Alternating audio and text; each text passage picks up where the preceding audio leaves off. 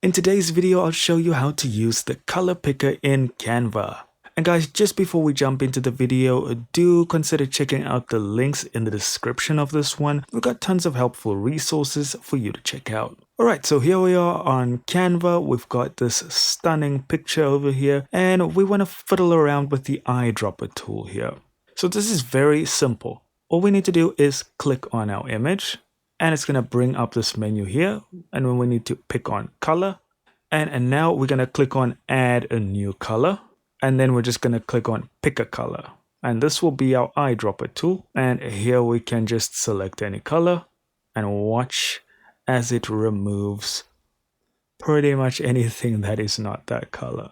That is why I love fooling around with the eyedropper tool. You can create some pretty interesting things.